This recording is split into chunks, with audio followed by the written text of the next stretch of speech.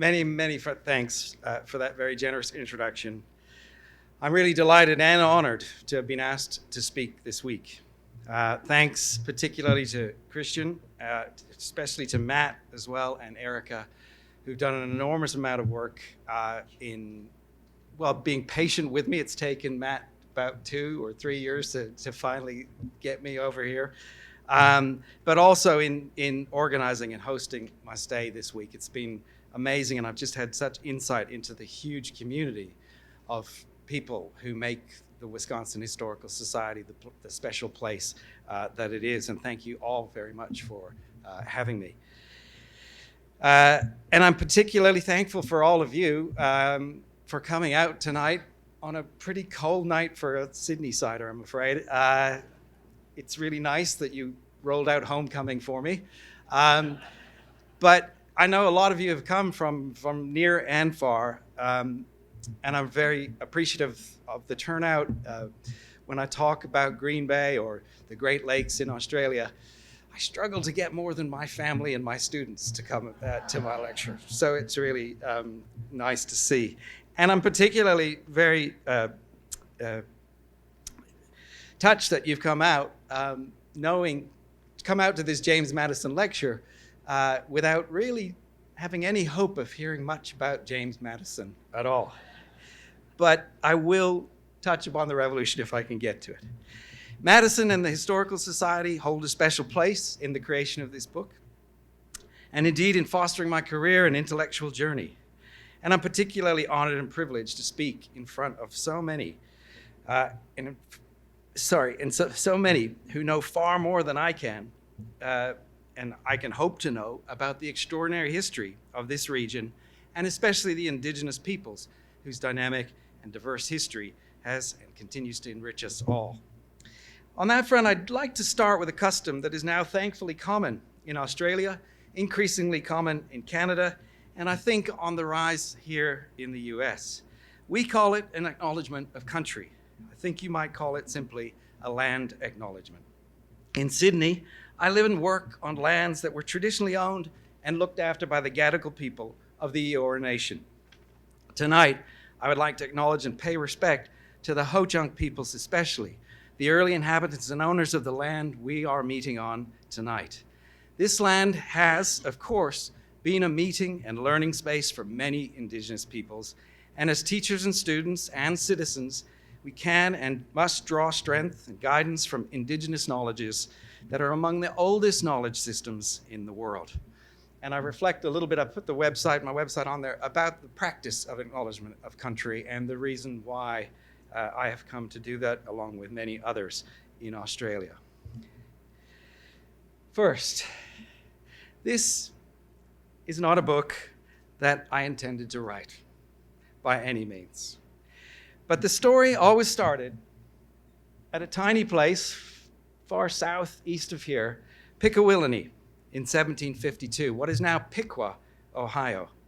There, in the early hours of a June morning in 1752, the Ohio Valley erupted in bloody violence, largely between different native communities in the region. But the casualties included some British traders, and the leader of the raid was in the pay of the French. As a result, that skirmish set off a chain reaction of events that culminated in George Washington's debacle at the forks of the Ohio, and eventually the official start of the 7 Years' War in America, or we used to refer to it more commonly as the French and Indian War, between the two great imperial powers of the 18th century, Britain and France. The war quickly spread to Europe and Asia, and ultimately transformed the history of America, and also the imperial and global landscape of the early modern world. But it started here, deep in the heart of Indian country.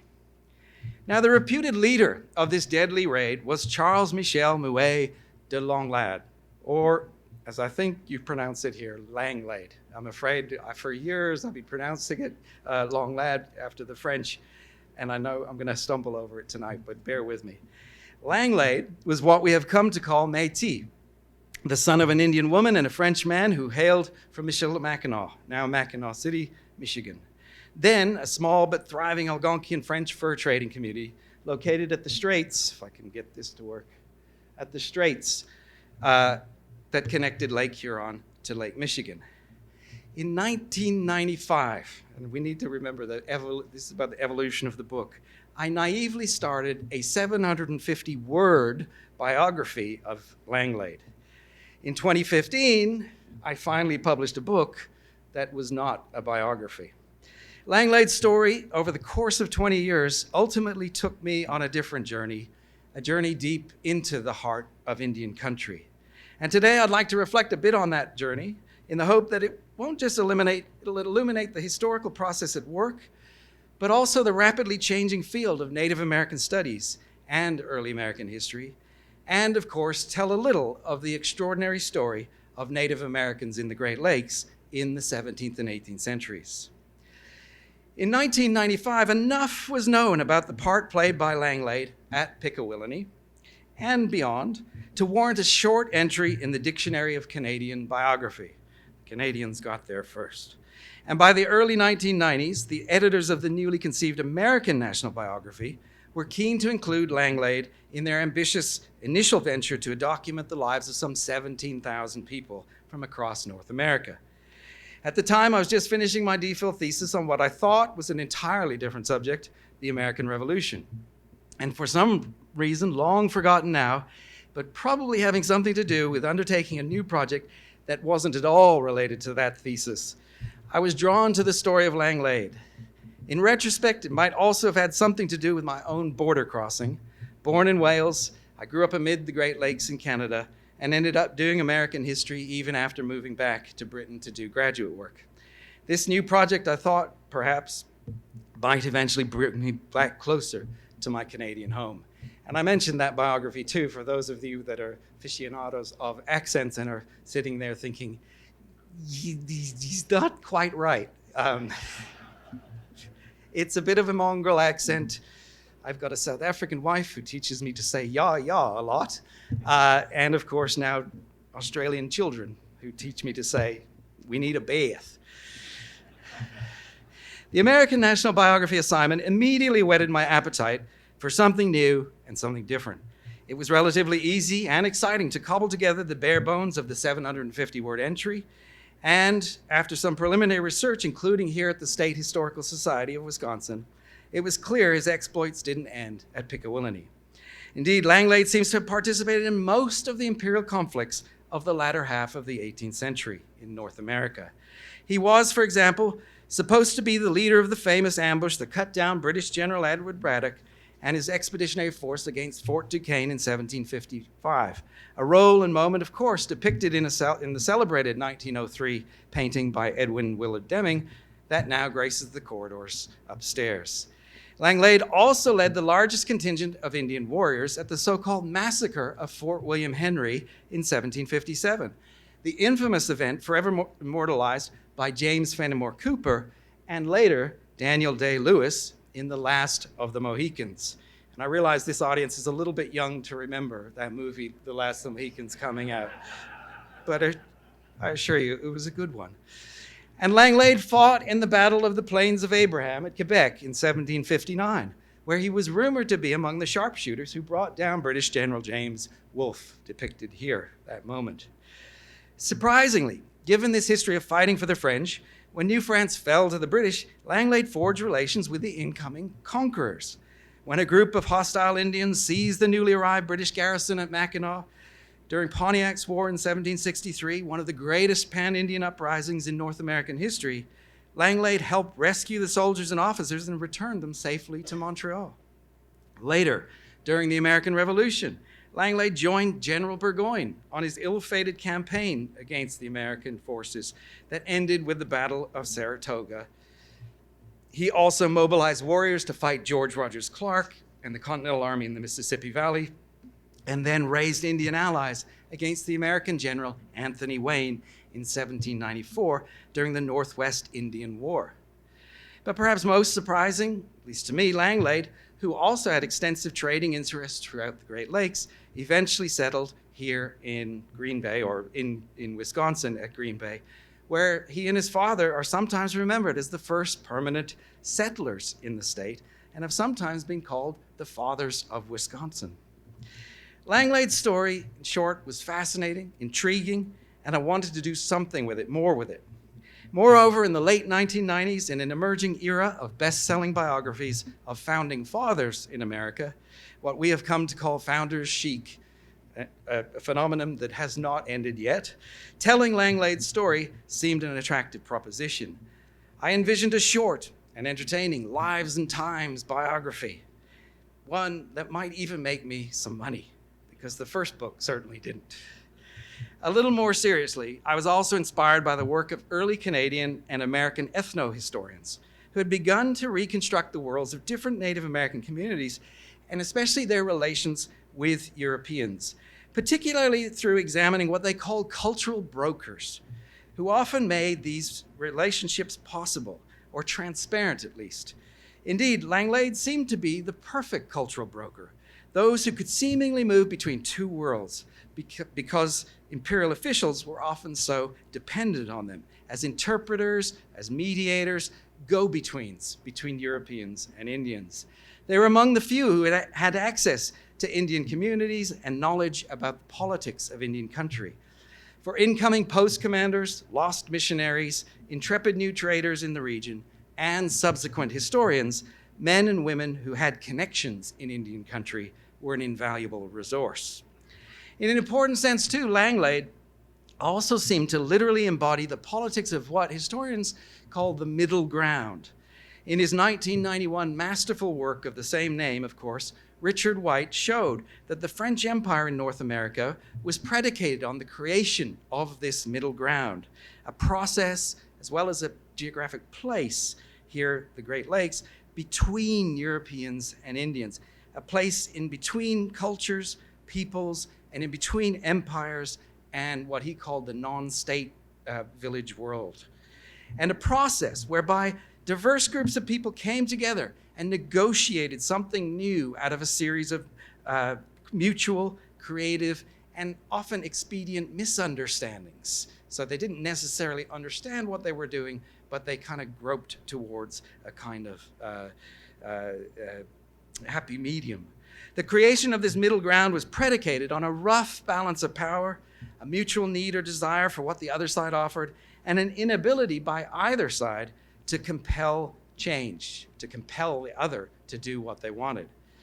A biography of Langlade, I thought, could help illuminate this world, provide a living demonstration of how that politics and that process worked. But there were problems.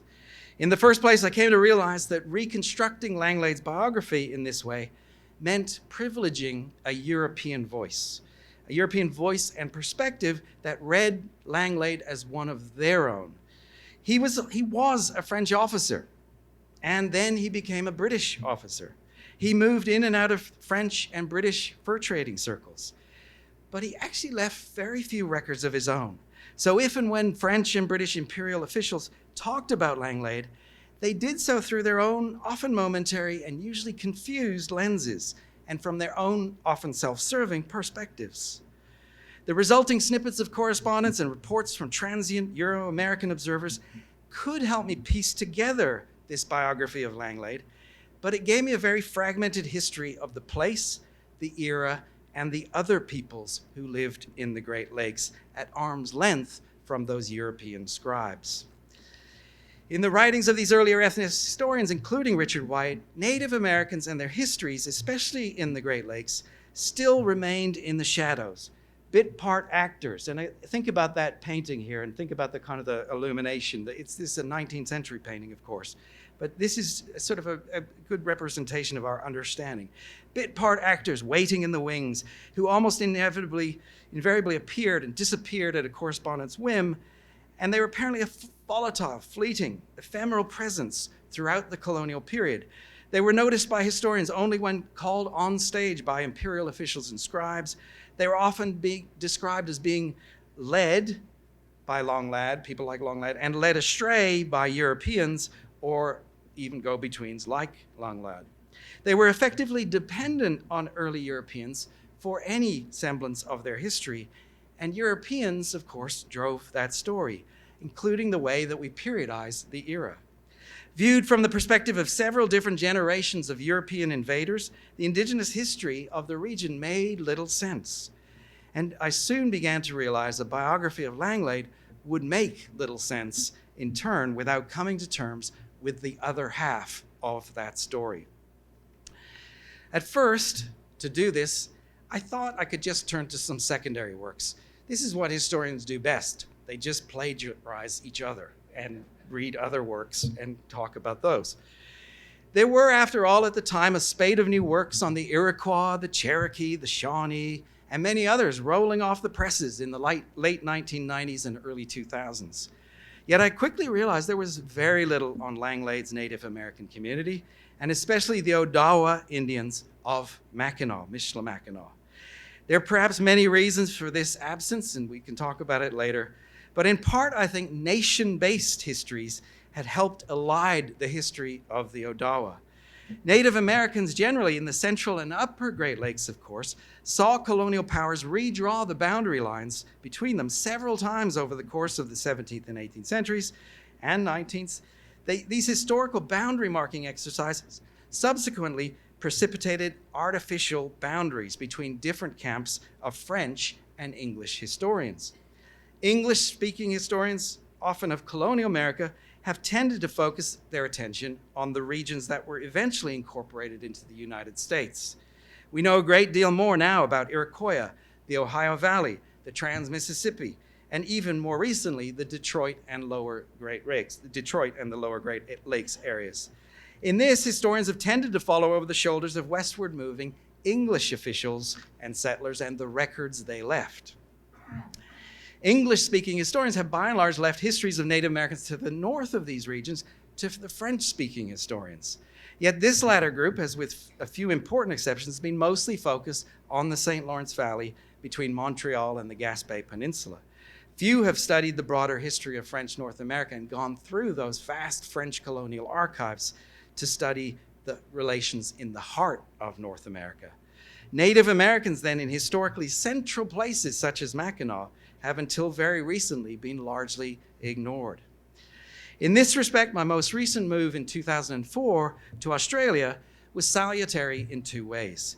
First, the upheaval of the relocation itself put the project on hold for a while. I can't tell you what a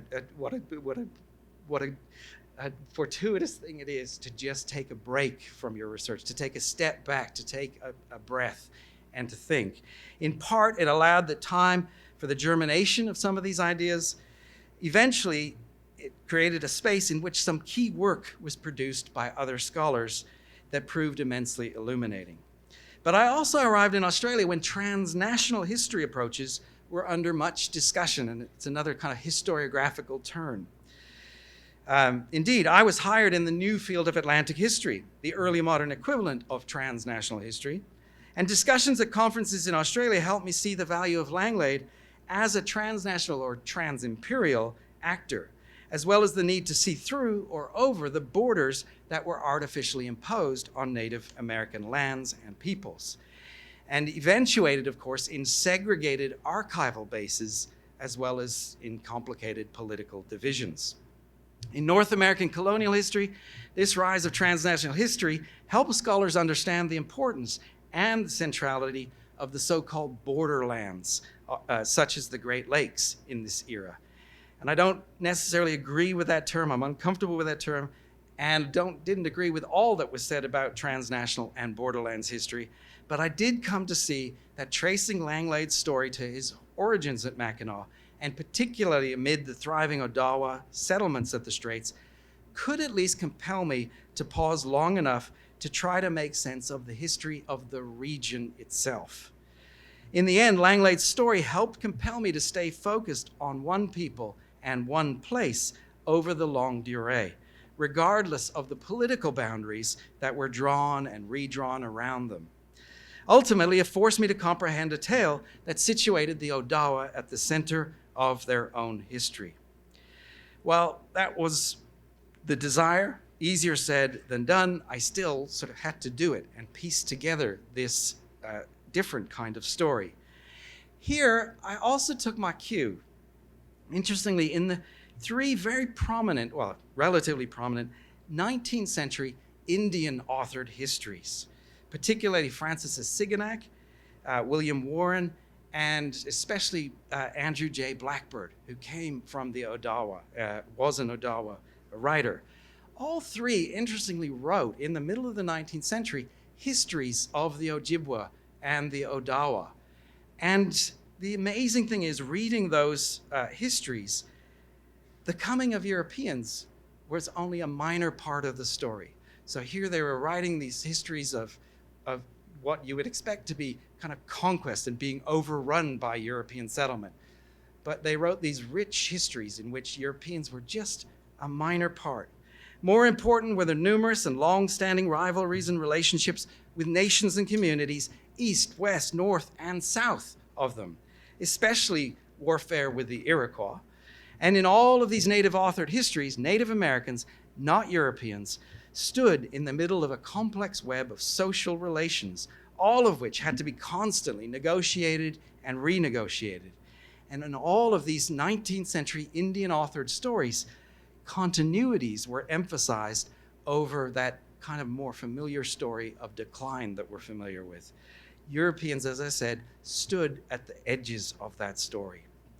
A tentative middle ground might have been established between Europeans and Indians in forts such as the one the French established at Mackinac, and that middle ground sometimes acted as a bridge between two cultures, or even among many diverse peoples.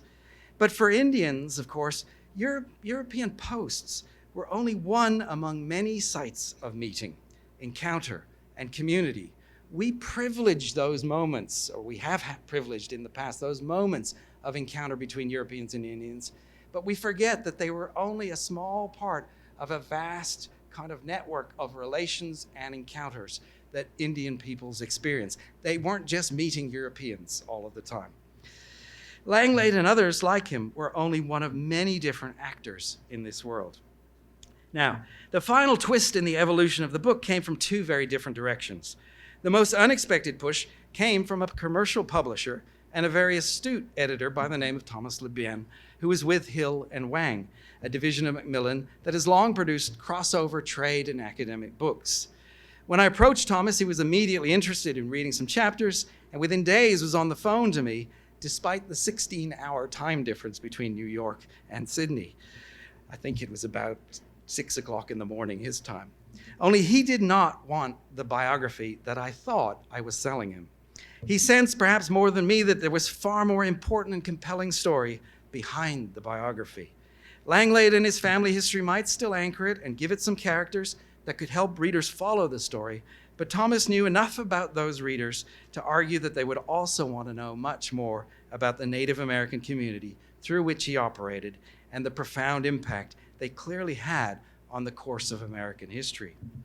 By 2010, when I talked to Thomas about the project, I was ready to make the move that he was pushing me to do as well. Again, I was encouraged and compelled to do so by Indigenous scholars. The Native American and Indigenous Studies Association, called acronym NISA, had formed some 3 years before and was already helping to transform the landscape of Native American studies, emphasizing the importance of Indigenous knowledges, perspectives, methodologies, languages in the study of Indigenous peoples. NISA and the new Native American Studies movement made it clear that I had to take seriously the history of the Odawa at the Straits of Mackinac.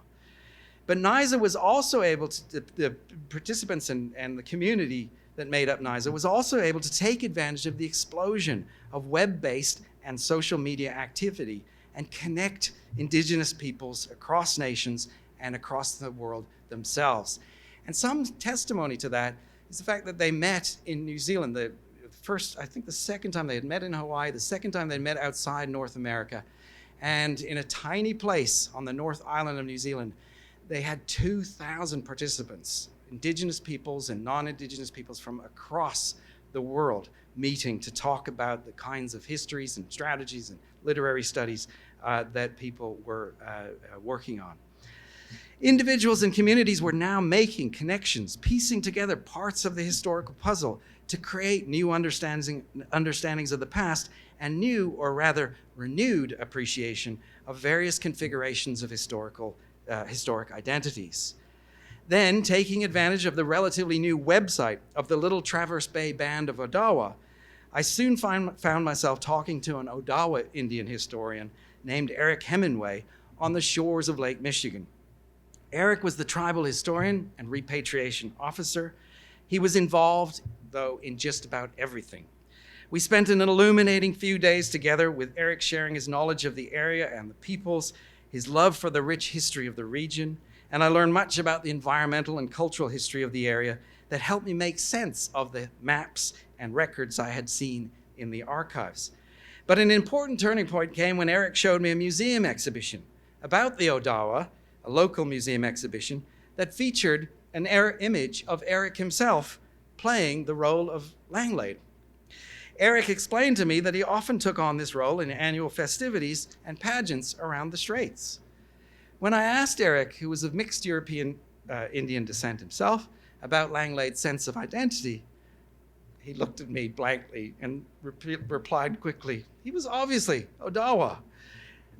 Strangely, I never thought of Langlade in that way, in quite those terms. For me, Langlade was sometimes French, sometimes Métis, which was an anachronistic term in the 18th and 19th centuries, and maybe kind of sort of generically Indian. The literature on cultural brokers and Métis peoples had suggested they were a kind of in-between people, or perhaps nowhere people. Eric forced me to rethink all I knew about Langlade and how I might have been reading him in those records. I had to change my perspective. In these different, and for me, new contexts, Langlade's biography came to look very different. And rather than explaining Langlade's various roles serving the French and British, I had to explain his role serving his indigenous community. And it quickly became apparent that Langlade's Indian family from the Great Lakes was crucial in facilitating and enabling all of those movements that I spoke about at the beginning. Almost everywhere Langlade went, including Pickawillany, warriors from among his Indian kin accompanied him. Indeed, the more I looked, Langlade's actions were explicable only in light of a complex set of Indian politics, not European politics, that lay behind attacks such as that at Pickawillany. Moreover, there were also events, and this will be the most controversial thing I will say tonight, such as Braddock's defeat, at which Langlade was almost certainly not present, regardless of what he and his later descendants claimed. There's no record of that in the French records, and they kept fairly careful records of who was there. My assumption is that his kin, Indian kin, were there, and they brought back stories of that. And when the British took over from the French, Langlade strode forth and said, hey, I was the guy that lay behind the attack on Braddock in order to kind of give himself more status with the British. Warriors from Michilimackinac their involvement in these early battles had a significant impact on the course of the 7 Years' War in America. And as I traced Langlade and his family's story back in time across the 17th and 18th centuries, I realized too that the Indian community from which he had emerged had been crucial to the region for centuries. When Europeans arrived on the scene, Langlade's kin continued to play a powerful part. They were the Anishinabe Odawa of Michilimackinac, and Langlade's story finally became their story. Of course, when I began this study so many years ago, I had never heard of this term, the Anishinabe. I wasn't alone. Even that term, Anishinabe, the term that these native peoples used to refer to themselves, meaning the real or original peoples, was unfamiliar to most readers. Instead, we knew them only, if at all, through the names Europeans began to call them in the 17th and 18th centuries. The Odawa, the Potawatomi, the Chippewa, Algonquin, Nipissing, and Mississauga. In turn, as Anishinaabe historian Michael Whitkin has shown, we've often lumped these under the more general category of Algonquian speakers and not recognized that they all spoke Anishinabemoan, a distinct subset of Algonquian, and they were tied together by this language, as well as trade, cultural values, and most important of all, kinship, which was key. As I noted, Langlade and his kin came from a cluster of small but important villages nestled around the Straits of Mackinac at the far north end of Michigan's Lower Peninsula. Visitors today, of course, can take a ferry to Mackinac Island or stay in one of the many hotels in the tiny tourist town rather grandly named Mackinac City. In the mid-18th century, though, this was one of the most important sites in the expansive and still expanding Anishinabe world. Thousands of native families called the Straits home and lived in dozens of towns and villages. This just gives you a very kind of simplified representation of this, along the coastlines and islands of Lakes Huron and Michigan and up into Lake Superior. Among the most important of these towns was Waganakasi. The French called it L'Arbre Croche, or Crooked Tree. Waganakasi had recently been settled down here, had recently been settled by Odawa, who had moved from the Straits here just down the coastline a little bit in 1742. In turn, from this base at Waganakasi, the Odawa were at the center of an expansive weave of relations that helped them dominate the central and upper Great Lakes. But they didn't dominate it in a way that made immediate sense to newly arriving Europeans. While the Anishinabe were scattered in towns and villages of varying sizes, in disparate places, but most often at strategic or resource-rich locations such as La Pointe, Sault Ste. Marie, Manitoulin Island, or Mackinac, Europeans struggled to find kind of large or permanently settled villages.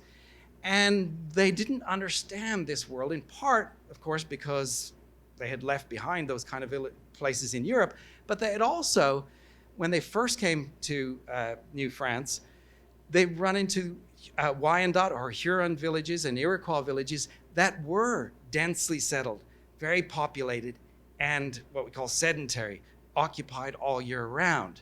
So they saw those villages and then came up to the Great Lakes and saw these much smaller villages that dispersed, that moved, that changed, and thought that they were seeing a world, as Richard White said, that had collapsed, that had kind of fragmented, that had been produced by the Iroquois wars and the sort of attacks by the Iroquois, that they had dispersed these peoples.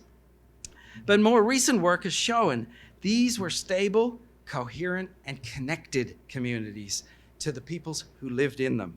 As Michael Whitkin has written, they were held together by strands of real and fictive kinship that had been established through trade, language, and intermarriage. And these strands intersected and crisscrossed over a vast space, knitting together disparate peoples and places from across the Great Lakes. They connected winter bands and village communities in far-flung places. And they shifted. It was a dynamic world across time as trading and kinship relations changed and waxed and waned. The glue holding all this together at the heart were the relations formed by women. In particular, the work of historian Heidi Bogahaker showed that marriages outside the immediate community, but amongst allied and related groups, allowed for an ever-thickening network of relations across these great spaces. They also facilitated the establishment of new villages and communities and the peaceful sharing of resources across the region. Because of kinship obligations, these new communities ensured an expansive and powerful network of alliances throughout the Great Lakes, including, eventually, with French traders such as Langlade's father. This network helped the Anishinaabe consolidate their hold on the Great Lakes and underpinned their expansion during the European imperialism. Ultimately, these relations defined Nishnabewaki, their territory or homeland. And I apologize for the terrible maps here. This is from Helen Hornbeck's Atlas of Great Lakes Indians, and you can only barely see the colors. But if we put the Ojibwe in the very gray here, together with the Potawatomi and the Odawa, and include the Algonquin peoples, we see the kind of widespread nature of the Anishinaabe world.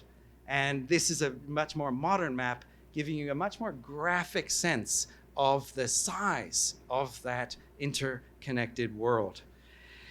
While this kinship system often confused Europeans, they never really quite figured it out. Its inherent flexibility was the great genius of Anishinaabe social organization, and expansion.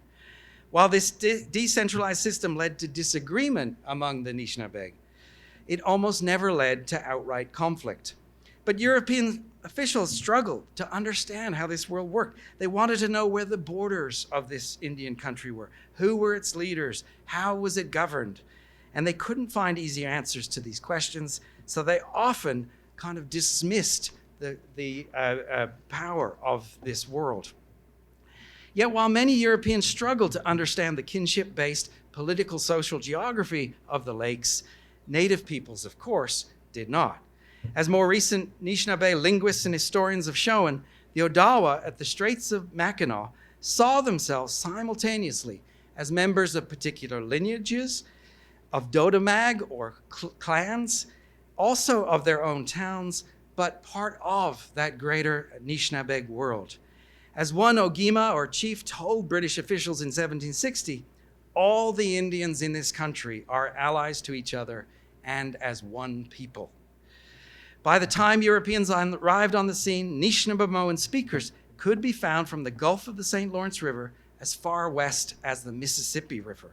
And while Anishinaabe was not as clearly defined as the French or English colonies, or even some of the larger confederacies of Indian nations farther to the south, it was no less powerful.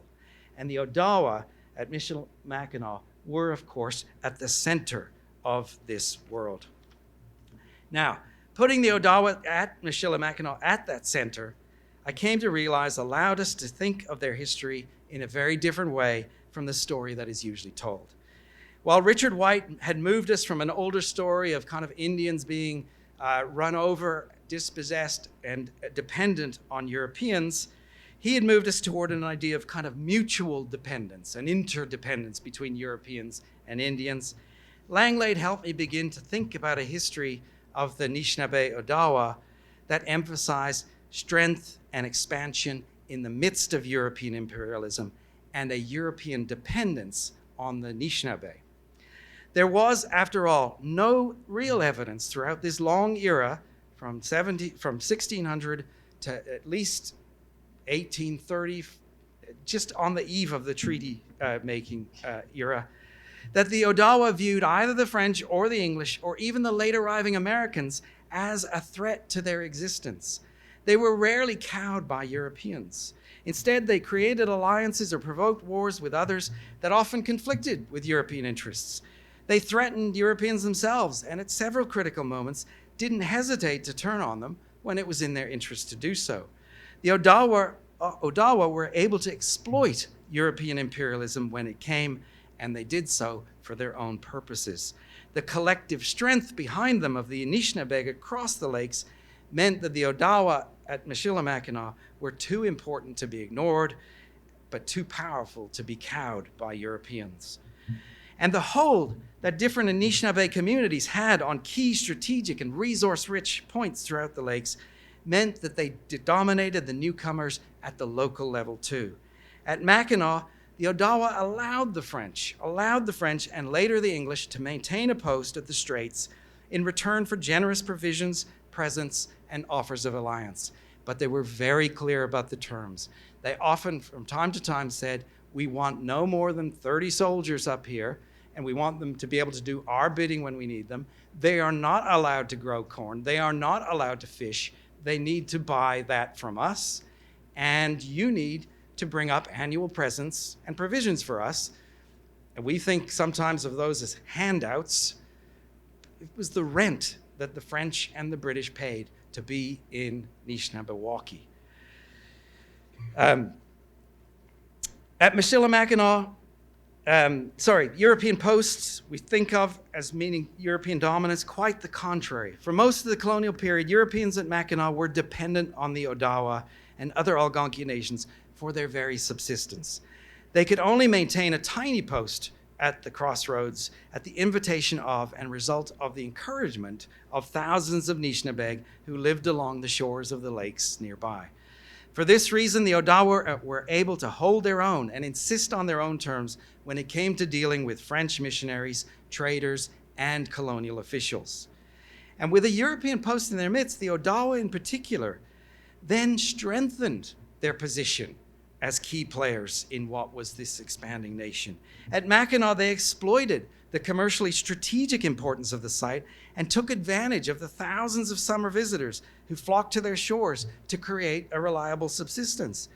The prosperity this trade created at the Straits contributed to population growth over the 17th and 18th centuries and almost constant expansion outwards across the lakes, and long beyond the era in which we traditionally think of the decline of Native American nations. And I looked at Waganakazing, and there seemed to be a kind of a constant population there. But what I realized is that the Odawa were planting new villages, effectively colonizing all along the the shores of Lake Michigan, with people, as their population grew at Waganakazing, they moved out and moved beyond and down the lakes. So this was an expanding world as well. While the population, as I said, at Mackinac stayed relatively stable, the extended families made their straits their home could count on an ever-growing number of kin with whom they could trade, share resources, and rely on as war allies. As we know from the story of Langlade, this expanding network of relations eventually came to incorporate Europeans too. French traders along the St. Lawrence who wanted to trade furs quickly came to realize that they needed the patronage of their Anishinabe counterparts to survive in the turbulent world of the Great Lakes. Fortunately for them, well-connected Odawa women like Charles Langlade's mother, Domatilde, actively sought out fur trade husbands who would be of benefit to their kin relations. This extensive kinship network, together with the prestige and influence that close relations with French traders brought to the Odawa at Mackinac, offered benefits beyond material goods. Their access to French trade goods enhanced their status in the region and among their own kin. This influence, along with their location, of course, at the strategic straits, their mastery of the waters by canoe, meant they were integral to Indian regional diplomacy too. Time and again, the Odawa brokered peace in the region, though the French often liked to claim the role of peacemakers and mediators among the Indians. The most astute French officials realized there would be no lasting peace unless it was first made among and by Native Americans themselves. And most acknowledged there were no more capable people of bringing peace to the lakes than the Odawa at Mackinac. But the Odawa held the key to war in the region too. The Odawa and Mackinac led efforts, region-wide efforts, to clear areas of enemies and rivals, Indians as well, and created a secure place for themselves in the heart of the Great Lakes. Then they also made the Straits central to the French and to the British imperial strategies in North America, while making themselves indispensable to those strategies. When Europeans tried to sideline the Odawa and Mackinac, they did so. They tried in 1700, they tried in 1752 and 1760. Those at the Straits showed they could mobilize powerful alliances and orchestrate deadly demonstrations of their power against both European and Indians. And as I argue in the book finally published in 2015, such moments also made clear that the Anishinaabe Odawa at Mackinac profoundly shaped European imperialism in North America as well. So they shaped European history, not just their own. And I think it's important to remember. We sometimes remember at the beginning of textbooks, but we need to remember it for a much longer period than that. Not one canoe would have survived the trip up to the Great Lakes without the help of Indian guides and translators, without the support of Native Americans. Not one fur would have made it to Europe without the intervention of native trappers and the consensual trade of Indians.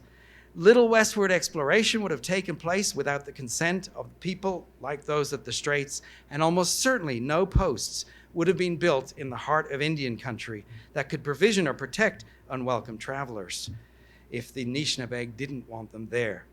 The French and the British were there because the Anishinaabe wanted them there. In turn, without the fur trade from the interior, it's unclear how long the French would have stayed in the St. Lawrence Valley. Without Indian alliances and the threat they could pose to powerful rivals such as the English or the Iroquois, the French might have survived for considerably less time on the continent than they did. And across the 17th century, it's extraordinary the number of letters written back from Quebec to Paris saying, we need more money, we need more help. The only chance we have against the Iroquois is if we ally with the Anishinabe. They are the only thing standing between us and being completely overrun. And this was a common refrain all throughout the 17th century. Those alliances, though, came at a high cost to the progress of European empires. Indeed, time and time again, the French and then the British were dragged into one war after another from the 17th century, from the founding of Quebec to the early 19th century. Native Americans and Native American politics buffeted imperial ambitions, embroiled Europeans in new conflicts over which they often had little control. And increasingly in the 18th century, that pitted them against each other, conflicts between the French and Europeans instigated by Native Americans. The events following the attack of Pickawillany was evidence of this. Indian politics helped trigger the 7 Years' War in America. One other example might suffice, and I'm drawing to a close now. I know it's warm and it's a long lecture, but I have to mention the Revolution, and I will make it brief. As you know, in 1763, the British inherited French claims to most of their North American holdings. In doing so, they inadvertently inherited the rather tenuous claims the French made about their kind of sovereignty and relations with their Indian so-called allies.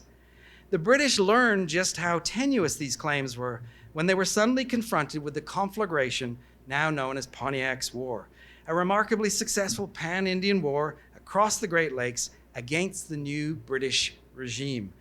Effectively to take newly established British posts, such as that at Niagara, or tried to at Detroit, Fort Duquesne, Green Bay, I think, and Mackinac, but mainly to remind the incoming British of native sovereignty and their own claims over the land. And we hear a common refrain during Pontiac's War that you may have conquered the French, but you have not conquered us. To cut a long story short, the British struggled against this loose coalition of Indian forces, and the conflict took on different dimensions everywhere across the lakes. The Odawa from Mackinac took part mostly in an effort to restore the status quo antebellum. That is, they didn't want to exterminate the British, they wanted them at the Straits, but under their own very specific terms. Then, in 1764, the year after it broke out, knowing they could never win this war against Native peoples, William Johnson, the Indian superintendent, convened a massive council at Niagara Falls. It involved some 2,000 Indian delegates, including many Anishinabe, who met over 2 months. There, the Anishinabe educated Johnson about their role in the Great Lakes, and they laid out their terms. And again, once again, they very specifically laid out that they wanted a set number of troops who had to buy their food, and they had to bring up annual presents or rent for the post. And they also said we wanted trade on Indian terms, the way that we have always traded. The British wanted the Indians to come to their posts, trade outside their posts, and to regulate the trade. The Indians said, we're not doing that. You guys are coming with us on our winter hunts where you're more vulnerable, and we'll trade with you out there where we can control the terms of that trade. Desperate to end this expensive and futile war, Johnson conceded most demands at Niagara. He was compelled to hand out thousands of pounds worth of gifts and provisions. In return, as far as the Mackinac Indians were concerned, all he got was a promise from the Odawa to let the British reoccupy the post, so to come back to where they were. One Odawa, Ogima Meshkima, declared at the end of the council, with perhaps a touch of irony, "We always loved the British," he apparently said, "but now we like them better than ever, as they come for our own good." Now, at the end of the Inter-Indian Conference, Johnson wrote back to London, weary, and put in his expense claims. As any traveler might guess, he could have exaggerated those claims. But in all, he said, he spent some 58,000 pounds in presents and provisions over the 2 months, trying to placate and appease and bring that war to an end. Now, of course, this was 1764. And what does 58,000 pounds mean in real terms today? Well, my trade publisher wanted me to dig around and give people a sense of that figure. And then I remembered the Stamp Act.